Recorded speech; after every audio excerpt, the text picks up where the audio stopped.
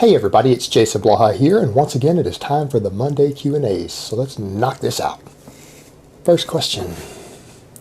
Is Mark Rippetoe full of shit? And for those who aren't familiar with it, I doubt there are many of you who aren't familiar with it, but Mark Rippetoe wrote Starting Strength and some other books. No, Mark Rippetoe actually has a lot of really good information. He's a very experienced strength coach. Not to say that he's the best coach out there in the world, but he has marketed himself well. His program is very good for who it's written for, which is generally like high school level track athletes, field athletes, football players, things like that. Just people who need to build size and strength quickly. For high school level sports, his Starting Strength is a fantastic program for that. It may not be the best program out there in the world for the most genetically elite, but it's very good for those athletes to build a good base. He's also got a lot of other good material out there. No, Rip's not full of shit. I may not agree with everything that he has to say, but overall, for a starting athlete, a young starting athlete, I don't think his information is really the wrong way to go. It's a good place to look for information. His Starting Strength is probably a must-read for the majority of people who want to lift and get stronger. And while it's not perfect, I would still say that everyone should probably have a copy and read it at least. Just there's enough useful information in there that it should be kind of just a mandatory read. All right, next question. Do you have any funny stories from the gym on the range that you would like to share with people on your channel? Now, I'm not going to tell ones from the range. We'll tell the funniest one I remember from the gym. I mean, there's funny stuff there, but one I had, there was a guy who, at a Gold's I used to train at over a decade ago, I saw this guy do this literally over 100 different times. So he was coming in like 3 times a week doing this. He would come in wearing like this shorts, sandals, and a Hawaiian print shirt. And he would come over to like one of those hammer strength pull down machines, and he would put a 5-pound plate on each side and work it like this back and forth like a windmill doing cardio. And it looked like a big ass windmill swinging because he would alternate the sides with just these 5-pound plates, and he would do it for about 15 minutes straight. 20 minutes straight is like upper body cardio. And then when he would get done with that, he would walk over to the T-bar row, which is also like a white hammer strength thing. And he would get up and stand on the beam and pretend like he was surfing and balance himself for about another 15 or 20 minutes, and then he would just pack up and leave. So he pretty much did like these windmill cardio on a hammer strength machine and just pretended like he was surfing. And it was an older guy. I don't know, he was about 50 years old, but he did this at least 2 or 3 times a week for a year straight. That I could tell, and who knows, he probably kept doing it after that and probably was doing it before that for a long time, and that's what he used to do. And it was the weirdest thing I think I saw regularly in the gym, but we all got so used to him doing it that it was just part of the regular everyday morning at that gym. All right, next question. As powerlifting is split into weight categories, does that mean that the taller lifter, 6'3", would be at a disadvantage? And in this case, would strongman be a better goal? Well, yeah, generally the taller you are, the higher the weight class you're going to need to be in to be successful. Like, for example, you guys know my friend Mikey Roberts back in the UK. He lives in Cheltenham with me. He competes IPF, but even as a drug-free lifter, and yeah, he was my friend, and I talked to him a lot. He was legitimately drug-free, but because he was pretty tall, I think he was around 6'4", 6'5", he had to compete in the 105 kilo class while being decently lean. And a lot of people would say, well, 105 kilos, that's like 130 pounds or so. I'm sorry, 230 pounds or so, so that's pretty heavy. But yeah, he was that tall, and was very successful in that class. But when you start getting into the lighter weight classes, yeah, taller guys are going to struggle because they can't hold as much muscle mass on their frames. You've got to move the weight further. So just as a general rule, the taller you are, probably the higher the weight class you're going to need to be in, ideally just in terms of relative strength. So yeah, taller guys can be at a disadvantage when you start getting into the really heavier weight classes, and unless you're willing to use tons and tons of drugs. And not everyone is. Believe it or not, not everyone who uses drugs for sports is willing to shotgun massive amounts. There's a misconception there. The majority of people don't. The majority of athletes don't use tons of it. There might be other people in their field who do, but not everyone does. So yeah, the shorter guys are not always going to go into the higher weight classes without using very, very large amounts of drugs or getting fat. And it's not to say that some of them don't go ahead and do the large amounts of drugs to come into them lean, but they're the exception, not the norm. So generally, as the weight classes go up, you're generally going to see taller guys being more successful as it goes up and be winning meets. All right, next question. Best exercise or technique used to target rhomboids, mid-traps, and other back muscles that make up for upper back thickness. My lats are well developed, making my back look wide from back view, but my upper back thickness seems to be lagging, making my back look thin from the side view. I'm doing deadlifts, weighted pull-ups, and bent over rows so far.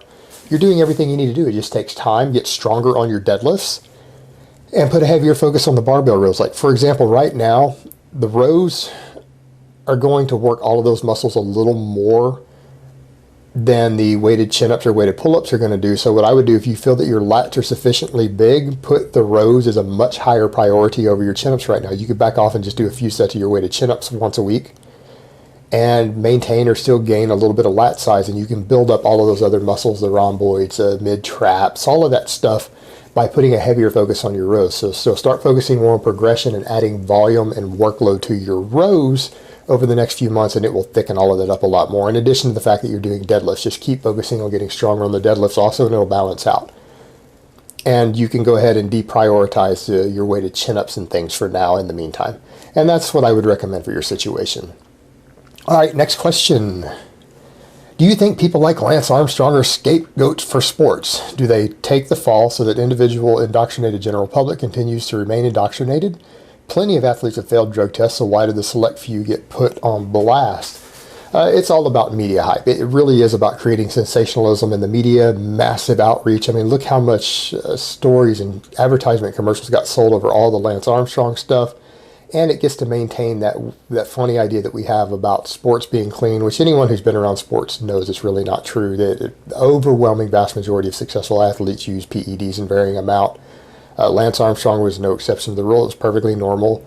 That's just the nature of sports, but it does make for great sensational media, and it makes for great politics.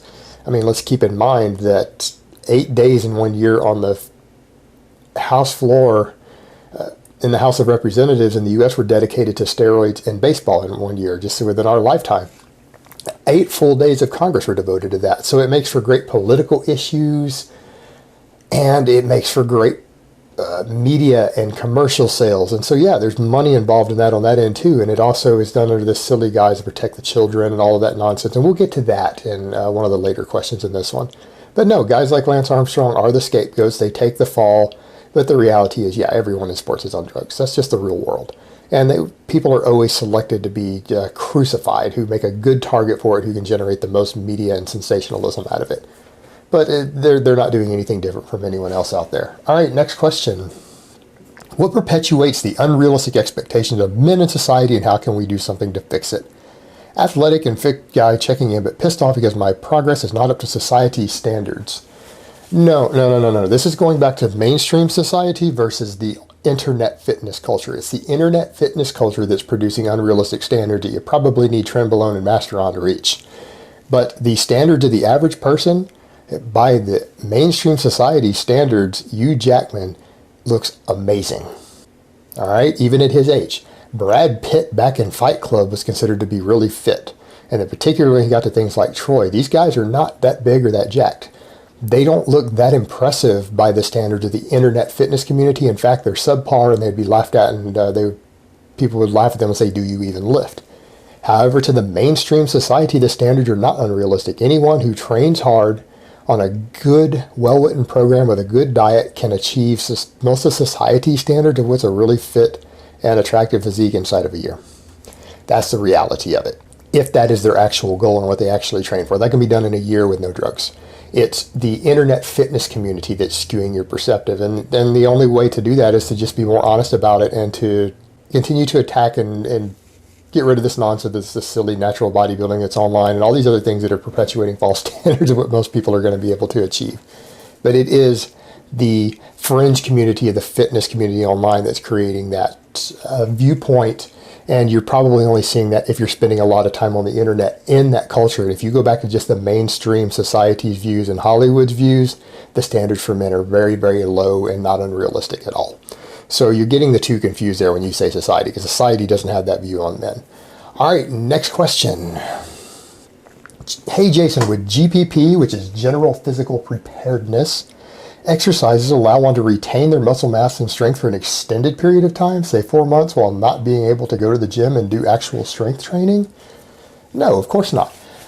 General physical preparedness is, again, general physical preparedness. It is not SPP specific physical preparedness. If you want to stay strong on your squats, if you have a 400-pound Barbell squat. If you want to maintain a 400-pound barbell squat, you better be barbell squatting regularly with a barbell. The general physical preparedness is not going to sustain that. It's not going to keep the muscle you gain from that by just doing a bunch of farmer's walks and, Atlas stone carries and complexes with kettlebells. I mean, those things are good for general physical preparedness, but they're not going to maintain your full size from your heavyweight training. They're not going to maintain your strength.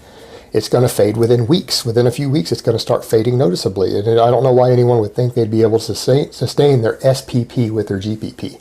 Now, is it better than nothing? Absolutely. It will help you retain some of it, but it's not going to help you retain all of it. And it is going to fade pretty quick, but you'll regain it eventually when you get back in.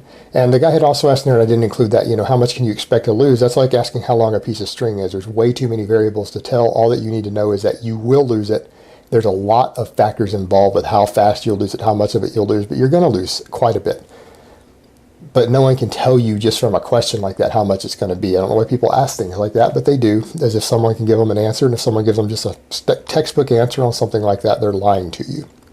They don't really know. They can't pin it down off of a vague question like that. But yeah, at least the GPP will certainly be better than nothing. It will keep you in shape, keep some of your strength up and your conditioning up, and it will be good for you to do if that's all you can do. All right, next question, and last question in part one. Let's say you bench one day and eat approximately 7,000 calories over your maintenance level. Is it possible to gain 1 kilo of body fat over just that day, or is it maybe stored as glycogen or extra energy for the following days?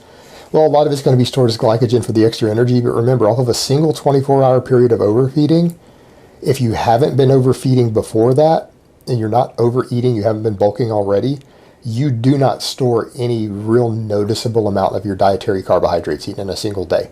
So out of the 7,000 calories, it's going to depend how much of it is fat, and then how much of the fat you've actually oxidized for energy. So is it possible that 1,000 calories of that fat will be stored, maybe even up to 2,000? Yeah, it's possible, but you're not going to be able to gain like a pound, or certainly not a full kilo of fat in a single 24-hour period. You're not going to be able to do that. Not going to happen. Now, in some cases, you might gain up to half a pound. It might be hypothetically possible to gain a pound of fat in a day off a single day of overfeeding, but it is 7,000 calories. I seriously doubt you're going to do that. And remember, most of the extra carbohydrates you eat on an overfeed will go to glycogen stores, and then they will just burn off as heat beyond that threshold. And a lot of them are going to burn off as heat. Also, I don't want people to think it's like a fuel tank that fills and then you go to burning it off as heat. When you eat a large amounts of carbs in one sitting, particularly when hasn't been extended for days on end to produce de novo lipogenesis, you're going to burn a larger amount of them off as a thermic effect. So that you're going to have that thermic effect happening concurrently with it being stored, and as the glycogen stores start getting more and more full, you're going to see a higher threshold of it being burned off as heat energy by the mitochondria in your muscle tissue, but you're not going to store more than a few grams of it as fat through de novo lipogenesis. It just doesn't work that way off of short-term overfeedings. But you are going to store a very significant amount of the dietary fat that you eat with it, and then if you continue this for 2 or 3 days straight, then you're going to start storing more and more of it as fat. But you're not going to gain a kilo of fat in a day. It's just never going to happen in the human body, even though we're efficient at fat storage. You can't store it that fast. You're gonna waste a lot of the energy at a certain threshold. All right, guys, that's really all I have to say on that today. I hope it's been informative, and I will talk to you guys next time in part 2.